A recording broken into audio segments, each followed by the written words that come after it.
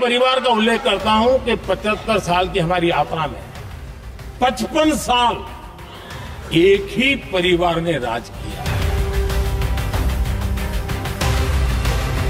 ऐसे कई दल बैठे हैं जिनके मुखिया भी सारे जेल में हुआ करते हैं। संविधान का अपमान करने वाले अहंकार से भरे लोगों ने पत्रकारों के सामने कैबिनेट के निर्णय को फाड़ दिया।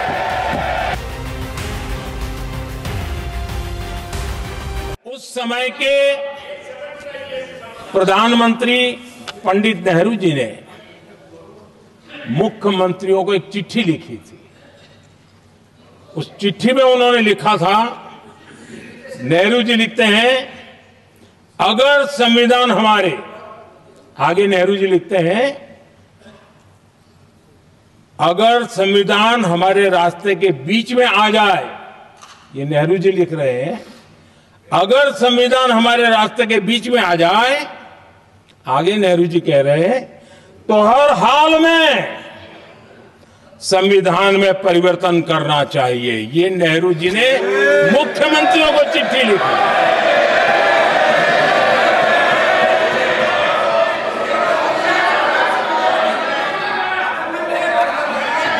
और आदरणीय सभापति जी,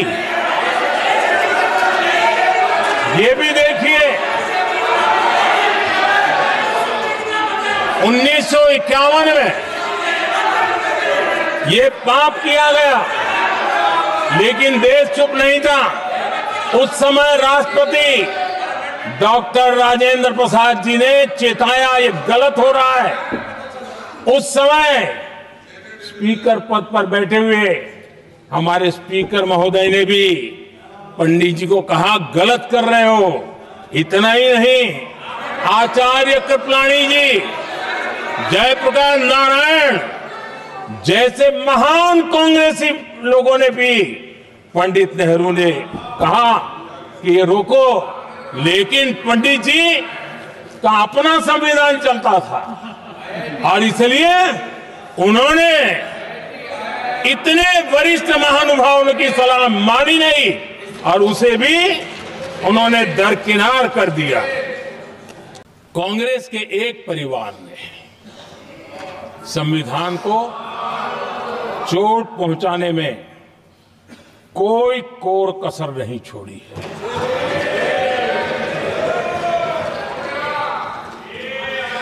और मैं इसलिए एक परिवार का उल्लेख करता हूं कि 75 साल की हमारी यात्रा में 55 साल एक ही परिवार ने राज किया है। इसलिए देश को क्या क्या हुआ है ये जानने का अधिकार है। और इस परिवार के कुविचार, कुरीति, कुनीति, इसकी परंपरा निरंतर चल रही है। हर स्तर पर इस परिवार ने संविधान को चुनौती दी। आदरणीय सभापति जी, 1947 टू 1952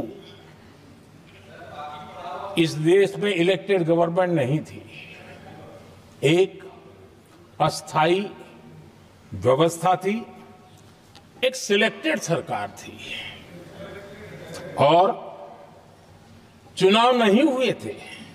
और जब तक चुनाव न हो तब तक एक इंटरिम व्यवस्था के रूप में कोई खाका खड़ा करना चाहिए, किया गया था।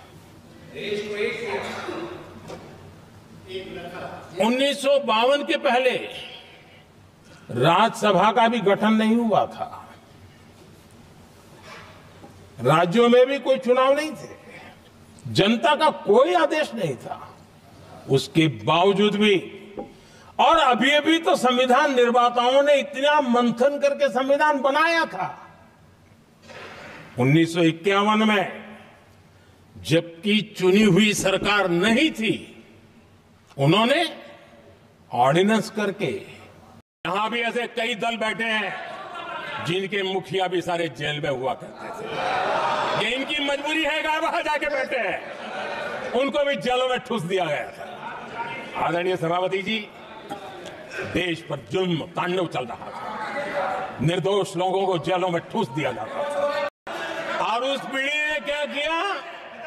भारत के संविधान के तहत देश की जनता जनार्दन सरकार चुनती है और वो सरकार का मुखिया कैबिनेट बनाता है। ये संविधान के तहत है। इस कैबिनेट ने जो निर्णय किया, संविधान का अपमान करने वाले अहंकार से भरे लोगों ने पत्रकारों के सामने कैबिनेट के निर्णय को फाड़ दिया। संविधान को हर मौके पर संविधान के साथ खिलवाड़ करना,